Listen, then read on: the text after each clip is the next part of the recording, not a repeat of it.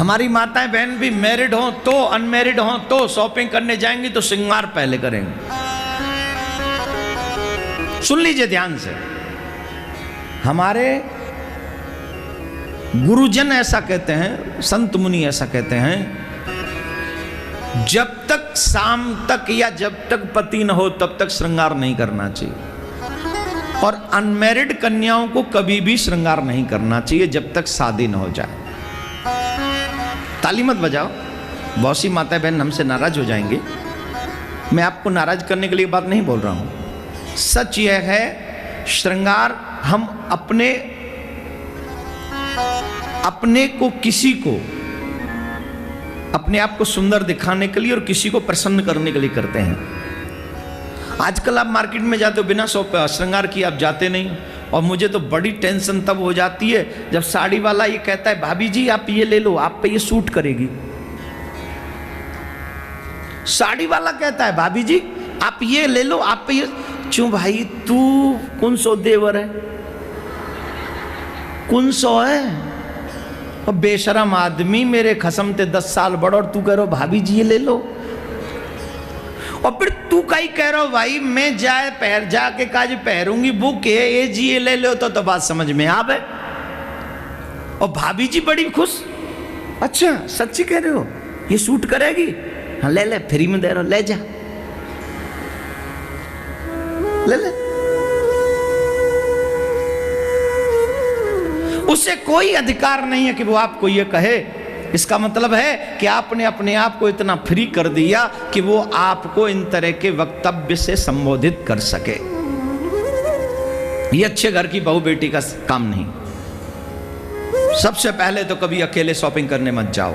अगर जाना भी पड़े तो सीधे जाओ और सीधे चले आओ। इतना मत उसे ओपन होने दो कि वो तुम्हें भाभी कहे और सूट भी करवाए कि ये सूट है। क्यों? क्योंकि इससे आपकी मर्यादा भंग होगी। फिर वो आपका धीरे धीरे आप ही के घर पे साड़ी पहुंचाने लग जाएगा। ठीक है? अच्छा बनना बहुत मुश्किल है, बुरा बनना बहुत आसान। बहुत आसान है बुरा बनना, कोई बड़ी बात थोड़ी है। विद इन सेकेंड आप बुरे बन सकते हो। अच्छा बनने के लिए पूरी जीवन लग जाती है मेरे भाई बहन, पूरा जीवन लग जाता है अच्छा बनने के लिए। अगर कोशिश करना हो तो अच्छा बनने की कोशिश करो, मर्यादा में रहने की कोशिश करो। और जब आप मर्यादा में रहोगे, जब आपके माथे पे तिलक दिखेगा ना, भजन करती हुई झोली आपके हाथ में होगी ना, तो बड़े से बड़े राक्षस की हिम्मत नहीं होगी कि वो आपको भाभी जी और गंदे कमेंट कर सके। उसकी हिम्मत नहीं हो सकती आप। तो सबसे 2 चीजें याद रखें।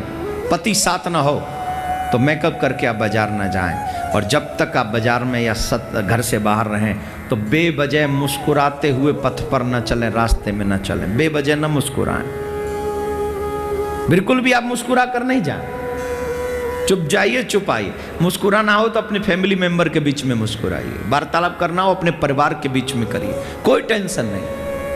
और आई होप जो सीनियर लोग हैं वो मेरे बात से सहमत होंगे। और यंगस्टर्स थोड़े से मेरे से कह रहे होंगे, महाराज कहाँ फंसा देते हो आप? कन्हैया को प्रसन्न करना है कि दुनिया को? जोर से बोलिए। कन्हैया को प्रसन्न करना है कि दुनिया को? पक्का? तो कन्हैया क्या ऐसे प्रसन्न होगा जैसे दुनिया होती है? कन्हैया को प्रसन्न करना है तो उसका रास्ता अलग है, और दुनिया को प्रसन्न करना है तो उसका रास्ता अलग है। हमारे मन में अशांति, हमारे घर में अशांति है इसीलिए है क्योंकि हमने दोनों ही रास्ते अपना रखे हैं। हम दुनिया को भी प्रसन्न करना चाहते हैं और हम कन्हैया को भी प्रसन्न करना चाहते हैं। तो वो एक शेर याद आ रहा है, खुदाई मिला ना विशाले शनम, यहाँ के रहे ना वहाँ के हम। हमें कुछ नहीं मिला, न यहाँ कुछ मिला न वहाँ कुछ मिला। अगर पाना चाहते हो, अगर मनाना चाहते हो तो एक रास्ते पे चले जाओ।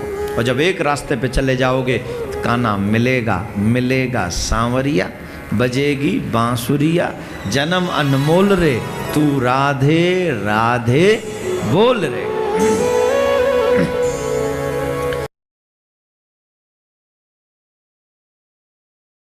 दुनिया का सबसे बड़ा दुख है गरीब होना। और उससे भी बड़ा दुख है अनाथ होना। जिंदगी अगर एक जंग है तो सबसे ज्यादा जिंदगी की जंग असहाय, अनाथ एवं गरीब बच्चे ही लड़ रहे हैं। वैसे तो यह दुनिया बहुत बड़ी है और इस दुनिया में जिसका कोई नहीं उसके भगवान हैं, इसमें कोई संदेह नहीं।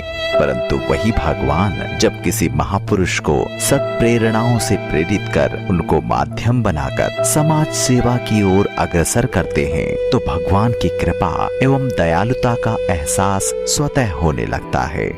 कुछ इसी तरह का विचार शांति दूत श्री देवकीनंदन ठाकुर जी के हृदय में स्फुरित हुआ। विचार था असहाय, बेघर, अनाथ बच्चों के लिए आशियाना बनाकर उन्हें शिक्षा के प्रकाश से रोशन करना, समाज की मुख्य धारा से जोड़ना। पूज्य ठाकुर जी एक ऐसा ही आश्रय बनाने जा रहे हैं जहां उन बच्चों का संपूर्ण विकास एवं उनके भविष्य का निर्माण होगा। शिक्षा, संस्कार, देश प्रेम, खेल, उच्च